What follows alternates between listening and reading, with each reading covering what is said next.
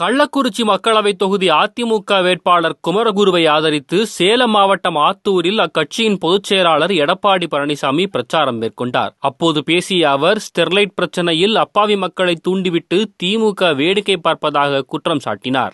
இன்றைய தினம் ஸ்டாலின் அவர்களுக்கு தோல்வி ஜுரம் வந்துட்டது.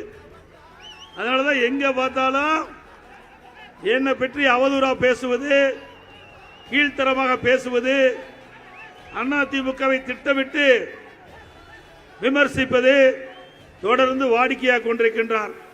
திரு ஸ்டாலின் அவர்களே, அனைத்து இந்திய அண்ணா திராவிட முன்னேற்ற கழகம் என்ற கட்சி பொன்மனச்சம்மல் புரட்சி தலைவர் எம்ஜிஆர் என்ற மா மனிதரால் தோற்றுவிக்கப்பட்ட கட்சி,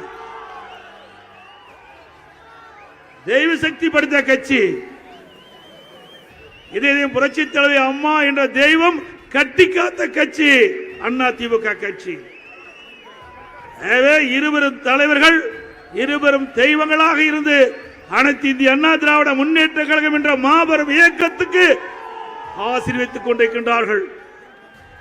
இந்த ஸ்டாலினை போல 1000 ஸ்டாலின் வந்தாலும் அதிமுகவை ஒன்றும் செய்ய முடியாது.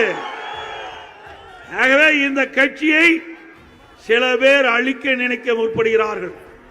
இன்றைக்கு அடையாளம் காட்டப்பட்டிருக்கின்றார்கள். இந்த கூட்டத்தின் வாயிலாக தெரிவிக்கின்றேன், அனைத்து இந்திய அண்ணா திராவிட முன்னேற்ற கழகத்தை பற்றி யார் பேசினாலும் அவர்கள் இருக்கிடம் தெரியாமல் போய்விடுவார்கள். இது கடந்த கால வரலாறு. இந்த அனைத்து இந்திய அண்ணா திராவிட முன்னேற்ற கழகத்தை உடைக்க நினைத்தவர்கள், முடக்க நினைத்தவர்கள் இன்றைக்கு எந்த நிலையில இருக்கின்றார் என்பதை அவர் உணர வேண்டும். இன்றைய தினம் திமுக சார்பாக ஒரு அறிக்கை வெளியிட்டிருக்கிறாங்க என்னை பற்றி. அதிலே ஸ்டெர்லைட் பற்றி குறிப்பிட்டிருக்கிறாங்க.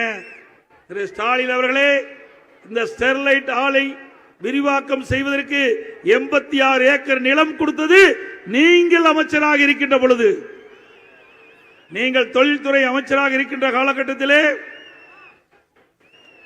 ஸ்டெர்லைட் ஆலை 1500 கோடியில் விரிவாக்கம் செய்யப்படும் என்று சட்டமன்றத்திலே பேசி அவையிலே பதிவு செய்யப்பட்டிருக்கின்றது. பல துப்பாக்கி சூடு திமுக ஆட்சியில் நடைபெற்றிருக்கின்றது.